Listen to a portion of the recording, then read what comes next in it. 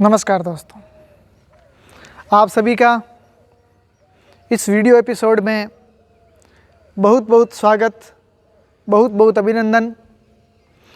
जैसा लगातार video series में चलता आ रहा है, आज फिर अपन प्रेरक प्रसंग की तरफ चलते हैं।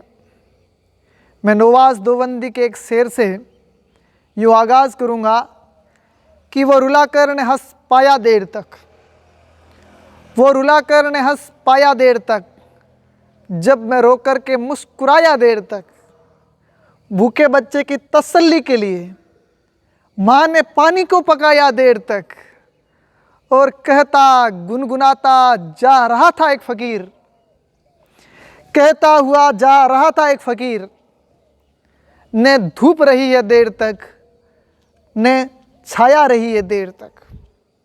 तो दोस्तों, जैसा अपन ने इस शेर में सुना, जिंदगी का जो चक्र है, सुख दुख, शांति अशांति, दुख पीड़ा, ये सारे के सारे जो घटनाक्रम हैं चलते रहते हैं।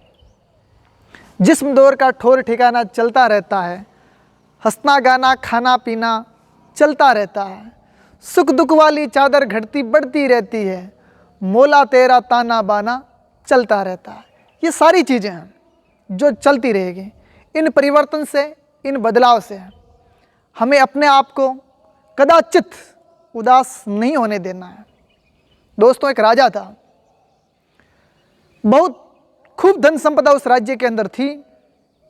राजा ने अपने मंत्री को कहा कि मंत्री जी, आप एक आदेश निकालिए और मेरे राज्य के अंदर जितनी धन संपदा है उनका आंकलन, उनका खाका मेरे सामने पेश कीजिए, ताकि मैं पता लगा सकूं कि मेरे अंदर, मेरी कस्टडी के अंदर कितना धन इकट्ठा है। राजा ने तमाम कोशिश की, लेखाकार ने अपना प्रयास किया। जब सारा का सारा स्ट्रक्चर निकला तो मंत्री राजा के पास आया और मंत्री ने राजा से कहा कि राजा जी, जिस तरीके से अब का खर्च चल रहा है, जिस तरीके से अब इनकम भी हो रही है, उससे अंदाज़ा लगाया जा सकता है कि आपकी 6 पीढ़ियों को, लगातार 6 पीढ़ियों को कमाने की कोई आवश्यकता नहीं है। आपके पास इतना पर्याप्त धन पहले से इकट्ठा है कि आपकी 6 पीढ़ी को अपने कामकाज के लिए, अपनी दैनिक दिनचर्या के लिए, अपने जीवन यापन के लिए कुछ खर्च करने की कोई चिंता नहीं है। वो जितना चाहें खर्च करें, 6 पीढ़ी लगातार आराम से जी सकती है। राजा बड़ा खुश हुआ, लेकिन अचानक राजा उदास हो गया। मंत्री ने पूछा, राजा जी, अभी आप खुश थे, अभी आप उदास हो गए हैं, आपकी उदासी का कारण क्या है? तो राजा ने कहा कि मुझे बड़ी खुशी है कि मेरी 6 पीढ़ी को कोई कमाने की आवश्यकता नहीं है, लेकिन दुख इस बात का है कि मेरी 7वीं पीढ़ी क्या करेगी, उनका जीवन यापन किस तरीके से होगा। राजा जी की उदासी को मंत्री को भी चिंता हुई। मंत्री ने योजना बनाई और कहा कि राजा जी, अपने शहर के अंदर, अपने इस कस्टडी के अंदर एक पंडित जी भी हैं जो भविष्य वक्ता हैं, भविष्य दृष्टा हैं। वो देखकर बता सकते हैं कि अपनी 7वीं पीढ़ी की चिंता किस तरीके से दूर हो सकती है। राजा और मंत्री दोनों पंडित के पास गए। इतने में रात हो गई, पंडित जी सो रहे हैं। जाकर पंडित की पत्नी से मंत्रणा की कि हम राजा जी से बात करना चाहते हैं, उन्हें जगाइए। तो पंडित की पत्नी ने कहा कि नहीं, पूरे दिन तमाम तरीके की भ्रमण करने के बाद पंडित जी अभी अभी पहुँचे हैं और उन्हें मैं जगा नहीं सकती। खाना खा के आराम से सो रहे हैं, उनके आराम को मैं भंग नहीं करना चाहती। राजा ने कहा कि देखिए, मैं आपके खाने के लिए तमाम तरीके की व्यवस्था बंदोबस्त करके आया हूँ, आपको कल कुछ भी, कहीं भी जाने की आवश्यकता नहीं है। तो पंडित की पत्नी ने कहा कि नहीं राजा जी, तमाम तरीके की जो व्यवस्था है वो भगवान करता है, हमें कल की कोई चिंता नहीं है।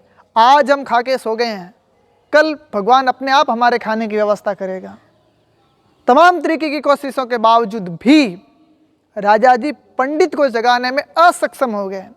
निराश होकर वापस लौट रहे थे।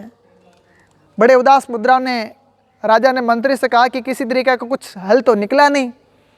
तो मंत्री ने कहा कि देखिए राजा जी, हल निकल गया है। कि क्या? कि हमें ज़रा सोचना चाहिए, उस पंडित से कुछ सीखना चाहिए, पंडित की पत्नी से कुछ सीखना चाहिए। राजा ने कहा क्या? उसने तो हमें किसी तरीके का कोई जवाब दिया नहीं, क्या सीखें? तो मंत्री ने कहा कि पंडित की पत्नी ने, पंडित ने हमें इस पूरी घटनाक्रम से कहीं एक बात बताने की कोशिश की कि उन्हें कल की चिंता नहीं है। पंडित की पत्नी को, पंडित को कल की चिंता नहीं है और आप 7वीं पीढ़ी की चिंता कर रहे हैं, ये कहाँ तक उचित है? केवल इतने वाक्य से राजा बहुत परिवर्तित हो गया। उसने कहा नहीं, अब मैं किसी तरीके की कोई चिंता नहीं करूंगा और वर्तमान की अवस्था के अनुसार जीऊंगा, मैं बहुत खुश रहूंगा। क्रांति पिक्चर के मुझे गाने के कुछ बोल याद आते हैं कि करना फकीरी फिर क्या दिलगिरी, सदा मगन में रहना जी, किसी दिन हाथी किसी दिन घोड़ा किसी दिन पैदल चलना जी, कैसा भी हो वक्त मुसाफिर पल भर ना घबराना जी, कोई दिन लड्डू कोई दिन पेड़ा कोई दिन खाकम खा जी। तो कभी कुछ बहुत ज़्यादा मिलता है, कभी कुछ भी नहीं मिलता। इन तमाम घटनाक्रमों से बिल्कुल कदाचित चिंतित हुए बिना हमेशा खुश रहिए, हमेशा मुस्कुराइए।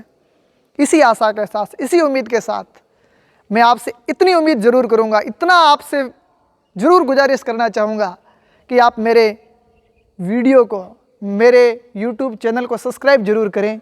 बस आज इतना ही, फिर मिलते हैं नए वीडियो के साथ, तब तक के लिए नमस्कार।